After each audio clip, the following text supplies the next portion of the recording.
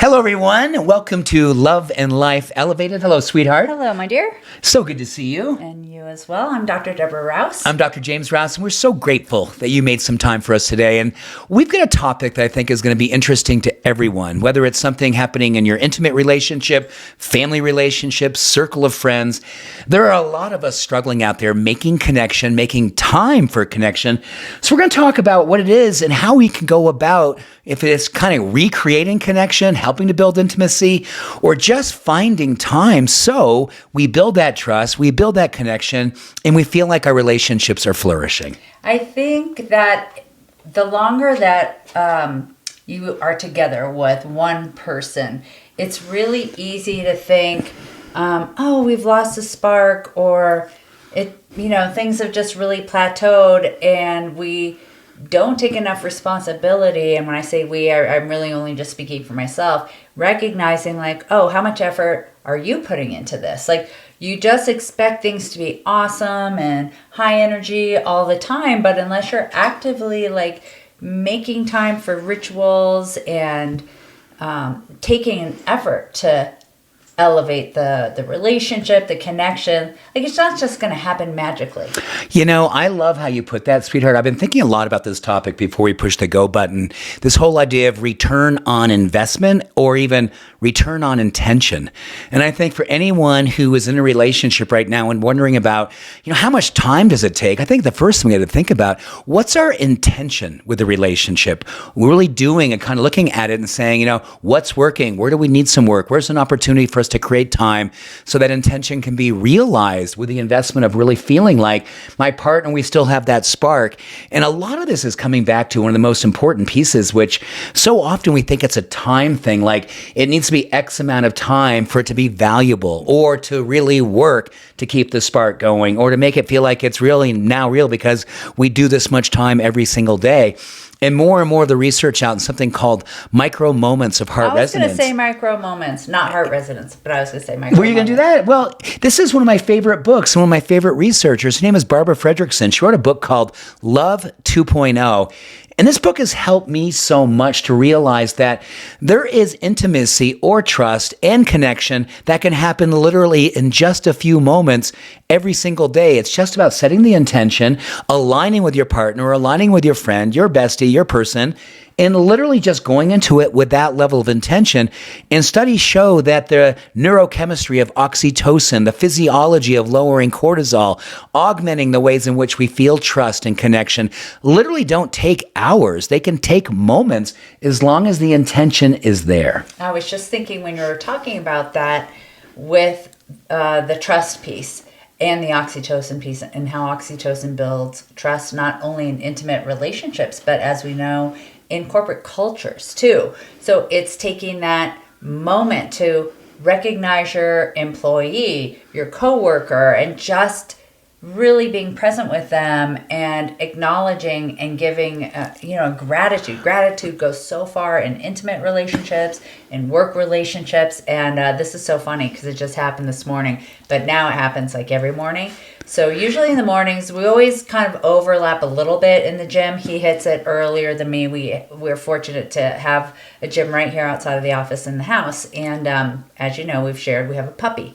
And so lately the routine is I get up a little bit after James, take the puppy out, he does his business, and then I come downstairs with the puppy because he really still wants to play and he cannot wait to see James. So it's like he's squirming to get on my hands because I'm coming down the stairs with him, put him down. James gets on all fours. Yeah, I don't think I help kind of temper his excitement because I'm going, hey, good boy, come on. But so as soon as I put him on the ground, James is just like wrestling, kissing, playing, rubbing, scratching with him for at least like a couple minutes. And I'm like jealous of the puppy. I'm getting jealous and I'm like, why do you do that to me when I come downstairs? And I'm thinking that's like, I should be wrestling with you and scratching you. I'll tell you what, like even because we get lazy too. We are not perfect at this. And there's moments when I'm like, hey, good morning. And I hop on the bike and you're doing your thing or whatever. But the mornings when I come over to you and give you a kiss, good morning, we hug, good morning, and we make that intention. It really starts off in it's just like you feel that warmth, you feel that trust. Like I always trust you, but it's a different way to start the day. I think what you just shared is pure gold. And it's because I think so often we get going. I think we wake up in the morning and immediately switch the little switch and go, oh, it's time to be the human doing. And if we can give ourselves just a pause in the morning, and if you're waking up next to somebody or you have someone in the house, and even as we go to work and the things that we can be doing, it's really interesting you make that point about like, coworkers and people that you're around every day that may not be your intimate partner, but how much this idea of actually using this idea of micro moments of heart resonance where it's training ground. And I think if we are not being connected throughout our entire day, and we're not training the trust hormones, not building oxytocin, and really kind of creating those micro moments, we can't just come home and all of a sudden turn on the switch. That's really hard to do. So I think really encouraging all of us to think about what are all the opportunities that we're seeing people, strangers, people we know, and really being present and really setting that intention to make the eye contact, to smile. Those little things, really a hand gesture if it's appropriate to let someone know that you're really connected. Those things do build chemistry where it fortifies oxytocin, it fortifies that trust. It also helps it not to be such a giant leap when maybe we haven't been connected all day long. We come home, we're tired, we're not fully feeling connected to our partner, and we're hoping our partner is going to be ready to kind of help lift us up. Well, you know what? You really are expecting a lot unless you are there to meet your partner halfway, and we can be building this chemistry all day long, and it doesn't take hours, it takes moments. Well, listen, you're bringing up something that's really vulnerable, and I'll just say I do work with a lot of women that are somewhere in my age group, let's say perimenopause, menopausal, and they've been married a while. You also coach a lot of people, and you hit upon a really important thing, right? So you come home, you've been busy, so you don't work together, maybe you do work together, but if you don't take time, and this is where men and women's physiology often differ, right? So, we've talked briefly about the importance of sexual intimacy, and that is very important in keeping relationships alive and healthy and exciting. But if I were to be the stereotypical situation right now, like the man typically thinks he can just walk in the door and look at you in a certain way, and you're like, yeah, let's go.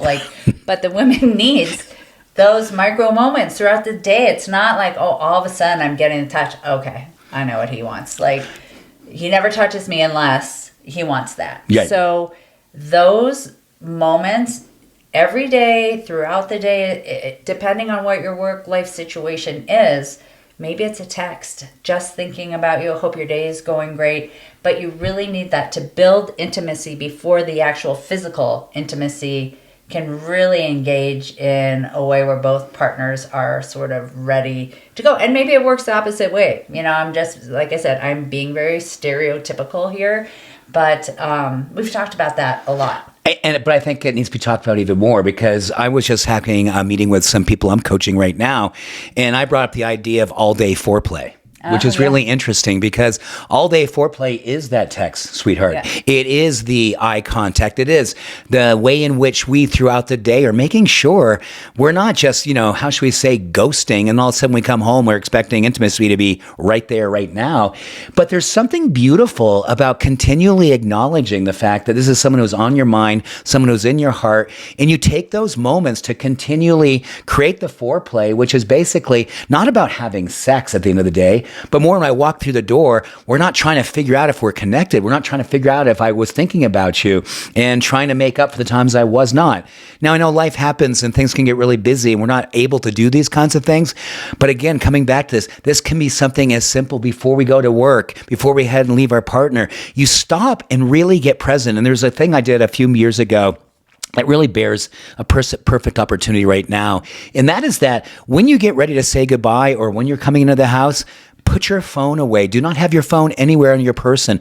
Put it in your pocketbook. Put it in your briefcase. Put it in your pocket. But do not have it anywhere to be seen because studies do show that if you walk in the house with your phone in your hand, your partner sees it, they immediately feel diminished. Their cortisol levels go up. Oxytocin levels go down because the phone is associated with disrespect when we're with somebody else. So God forbid, do not come in on the phone, but don't even come in carrying it in your hand. Have it hidden so when you walk into the door, door, you are seeing your person, the eye contact is there, the smile is there, the presence is there. You will have a physiological, intimate moment right from the very beginning because it's so unusual these days to be that present.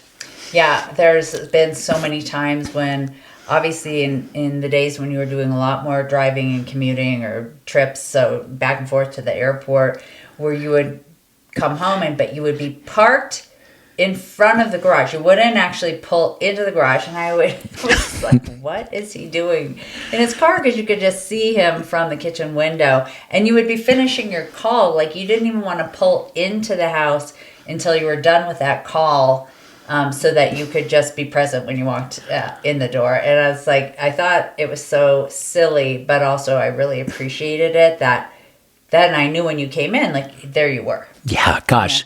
It's a really, I love that story for so many reasons, because I remember reading about this, and then I even just knew intuitively it was the right thing to do. Mm-hmm. And it's interesting because another thing that you can do based on some really fun science is, and I've shared this before from the treehouse, when you are coming home from work or coming home from the store, coming home from wherever you are, and it's more than 3 minutes, put on your song that's connected with your person and listen to that just before you get home, because that in of itself has been shown to be one of the most powerful augmenters of oxytocin. So this is another way in which we are really kind of giving ourselves permission.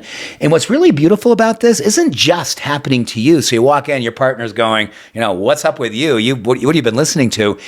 There is this transference of this energy. You walk through the door and you've been listening to what's our song, honey? Well, we have several, but Secret of Life. Secret of Life or Sade, Kiss of Life. If those songs, I'll put those on before I come in, and it already is building between. This is the science that really speaks to the fact that there are practical tools that if we invest and then set the intention, these things do happen. And there's something beautiful about the self-esteem and the confidence that comes with following through. There's this wonderful acronym. I won't do the actual acronym, but it's do what you said you would do. And there's something very sexy about following through that you feel for yourself that builds your own confidence because you are doing the work. We never stop dating. That's what it really comes down to. And when you're dating your person, there's a lot of things that you do that are kind of wonderfully spontaneous and even sometimes, outside of the norm, but you're just feeling it.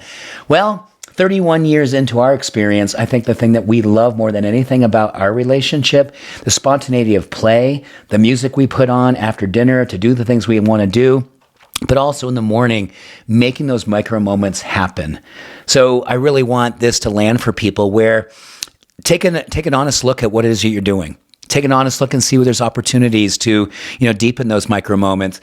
And then think about what it is that you are willing to do to kind of push the envelope a little bit and, bring vulnerability into this experience. And if you're not feeling it, asking your partner, hey, where are you in this? Because I'm feeling not the way I would like to feel and not as connected as I'd like to feel. So we need to have this conversation. So we start creating rituals. So we are both all in, not trying to fall in love, but stand in love. So let's just get right to and wrap up, but right to some suggestions for rituals. So what are some things that we do? Like, for example, I think it's really important to have and share a meal together.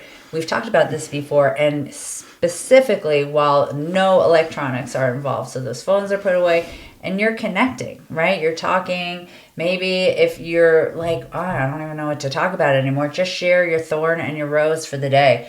It's really engages one another, and if you've chose this person as a life partner or a romantic partner, whatever, friend, I would assume you want to hear how their day went. So that's number one. And then another practice that we do and set the intention to do before bed every night. And guess what? We're not perfect at it. Sometimes we're like, oh my gosh, we haven't done this in a week. We got to get back. And that is a gratitude for like a general gratitude before we go to bed, a gratitude for one another, a recognition, and a gratitude, like a general thank you God type of gratitude. So we share those, we hold hands.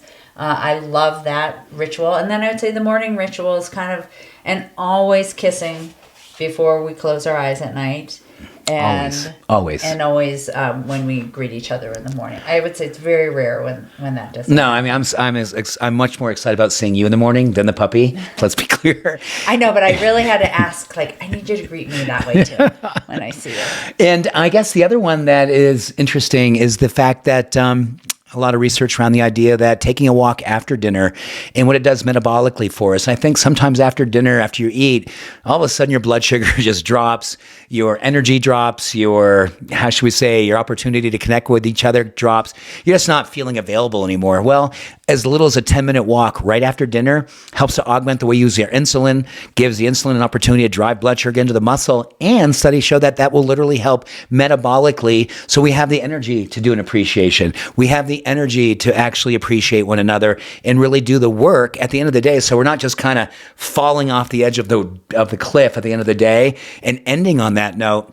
There's a lot about, I think that one of the things I really love about our end of the day rituals is the fact that I'm a big believer that how you begin every day is how you ended the night before.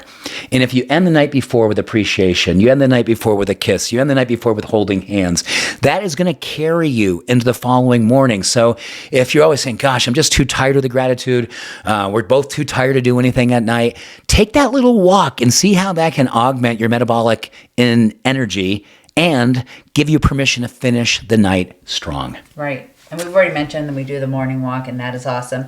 And I would love to just acknowledge the other ritual that you do really for yourself, but it does support us, the relationship in general, and it's your self-care hour that you take late at, because you start your day at 4:30 in the morning, and then you start your work very early right after our morning walk. And so you can end your day usually by 4:30-ish, right? And you take that hour between 4:30 and 5:30 when we're either like getting ready to eat or we're prepping dinner to really do self-care. And that's usually, sauna, a hot tub, cold plunge, red light therapy, more meditation, more gratitude. And I love how it brings you back into your body, into your beingness, and so that you're really present for that next step of evening rituals as a couple. It's really cool. Gosh, thanks for that, honey, because that has changed my life. I'm such a better husband, a better person when I do that. And that is something, again, doesn't have to be a whole hour. I used to do a thing before we lived here where I would just drive home from work, seeing patients all day, and I would literally just take a walk down the driveway, out and around a little bit, so 10 or 15 minutes just to walk, get the cortisol out, get the stress off. So when I walk through the door, I'm the version of me, the husband, the dad that I really, really want to be, that sometimes we can't make our psychology connect with. Physiology drives psychology. So do your physiology a favor and watch your psychology return the favor. Yep. So there you go. That's a good topic. I think we could talk about it for a lot more, but I love keeping these nice and efficient and brief, and love your comments. Keep them coming, and we love and appreciate you so much. Thanks again for listening today, and I love you, honey. I love you too, sweetheart. Thanks for making time for us. We'll see you next Wednesday. And until then, much love, every blessing. Bye for now. Take care. Awesome, baby.